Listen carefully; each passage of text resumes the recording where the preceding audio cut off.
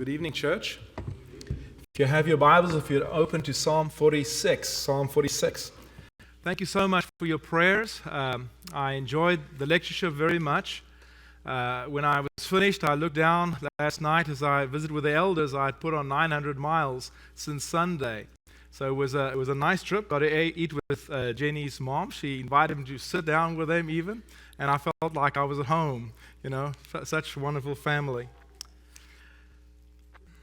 Work. I saw something posted today. Cheryl said that Bill had a job opening where he works, and I talked to Amanda, and she told me about how her knee hurt, and she's got a different job, and thought about the work that I've been doing. And work is wonderful, yet sometimes that work isn't always pleasurable, is it? But it's in working very hard that some beautiful things happen. What is the one aspect of the work you do that you really don't like? Is there anything in your work that you would rather not do? I love my work. I love every part of my work. The part of my work I don't like is my off day when I'm not working.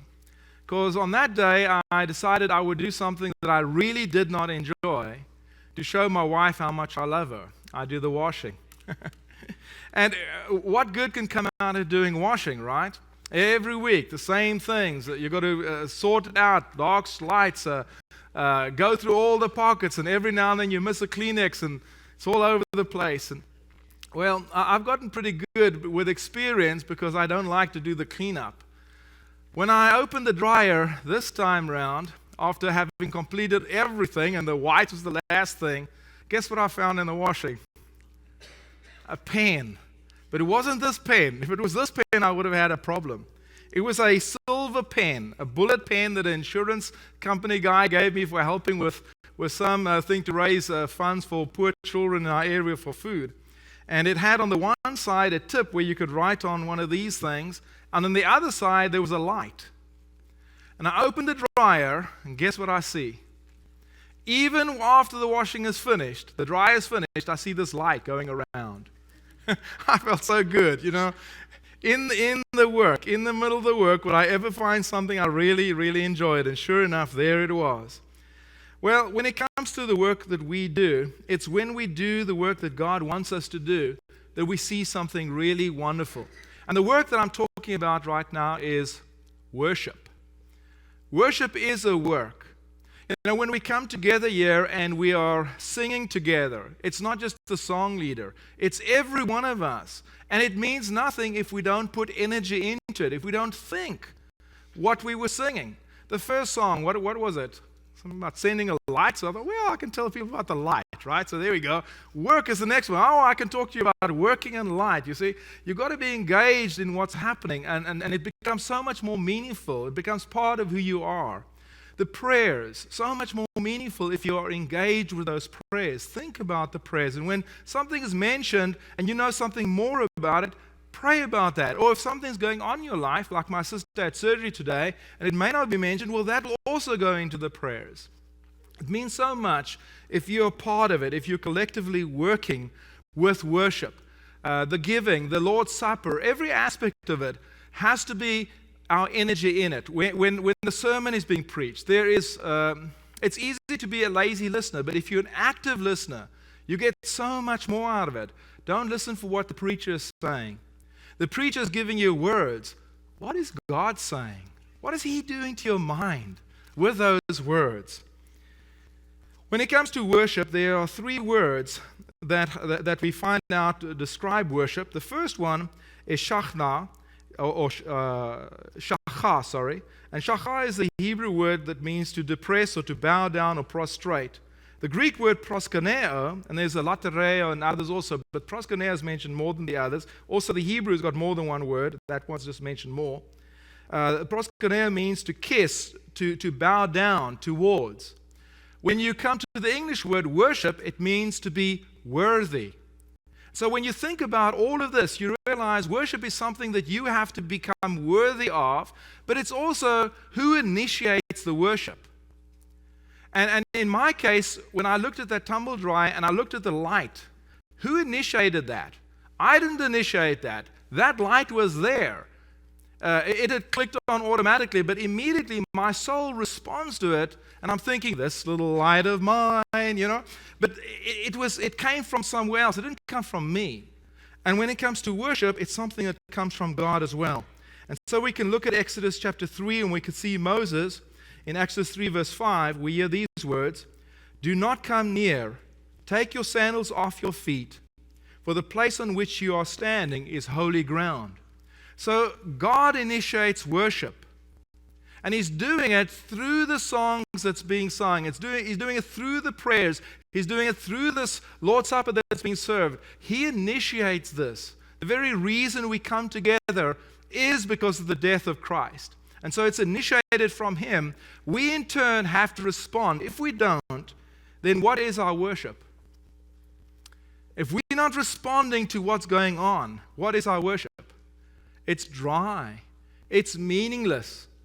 How many times have you not sat here and you've heard the singing, and that perks you on and makes you excited? How many times have I not been here and together with the song leaders, and they leading the singing, I'm looking and I'm seeing tears rolling down your eyes. And it's responding from me now. Now I'm part of it, and you got it from God first. But you can hear it in people's voices when they are praising God, when they're worshiping God. One of my favorite times of the year is after CYC and the youth come back and they sing. It's just like, whoa, what happened? It's like this bulb, last week was kind of dull, this week it's so bright. And it's infectious, it's contagious. So when we look at Psalm 46, what I want you to do is I want you to work. I want you to let God speak to your soul, and let's see what you can get out of it. The first one, verse 1, I think what God is telling us is we can find security and peace because He's watching over us. And so here it is. God, Psalm 46 verse 1, God is our refuge and strength, a very present help in trouble. When last did you need that verse? This is one of my verses 2 days ago. So happy, Wow, look at that. God is speaking to me. I was really enjoying the lectureship, and it's about 4 o'clock Monday afternoon, and I get this text from Guin. She says, "I'm okay, but the deer aren't." Somebody was driving right on a bumper, and I don't know how many, was it 6? 6 of these deer ran in front of her car. She managed to miss most of them except 2, clipped them on the sides. But there's something happening right there, right? We live in the world forces events on you, you're not isolated, and you need God. And at that point, God is your strength, a very present help in a time of trouble. You need to be in this forgiving mood. You mustn't be upset with the person behind you. If I'm hearing it and I'm a distance away, I mustn't be concerned about it, and so on. God is a very present help in times of trouble. And then verse 2, I'm working now. God's giving me these words, and I'm reflecting back to God what I'm getting. And here I'm getting the fact that God is dependable. Therefore, we will not fear. In all these circumstances, listen, though the earth gives way, though the mountains be moved into the heart of the sea, though its waters roar and foam, though the mountains tremble at its swelling, Selah. All these things happening. I'm okay. God is watching me. He's protecting me, and I can rely on God. And then verse 4 and 5, I saw verse 5 on Facebook today, on somebody's Facebook, and it was quoted as if it was on behalf of a woman, but it's actually on behalf of heaven. And I suppose it's more than one application. But here I can see God's heavenly river that we read about in Revelation also, bringing us so much joy. There is a river whose streams make glad the city of God, the holy habitation of the Most High. God is in the midst of her. She shall not be moved. God will help her when morning dawns. And so there we have something else. God is there. He's like a river. He's like a source of life. He runs through my veins every day that I can pick up the word and read it. He's there. And then we see in verse 6, the powerful destruction of the world. You get upset with some of the things you see on TV? I saw the blackness coming out of a university today that starts with a B. I thought, wow, look at that. And all the evil. And I'm not upset with the humans in it. I'm upset with the devil that intervenes and interferes in the unity that we have in our country. And then I listen to how God says, you're in the kingdom, you're stable, nothing can hurt you because you're solid in the kingdom. The nations rage, the kingdoms totter. He utters his voice, the earth melts. Just uttering his voice. Be still, see? The Lord of hosts is with us. The God of Jacob is our fortress, Selah. Come, behold the works of the Lord, how he has brought desolation on the earth. Just so easy. So much of in the Old Testament I'm reading at the moment, God just says, you stand back, I'll take care of it. And he just wipes out armies. And then we see here in verse 9, because we worked hard, because you didn't fall asleep, because you focused, because you concentrated, because your minds were engaged, here's your gift. You worship God, you worship before him, now here's what he gives you. Verse 9, he makes wars cease to the end of the earth. He breaks the bow and shatters the spear. He burns the chariots with fire. He makes peace, perfect peace. And here in verse 10 is how your soul reflects as you walk away. Be still and know that I am God. I will be exalted among the nations. I will be exalted in the earth.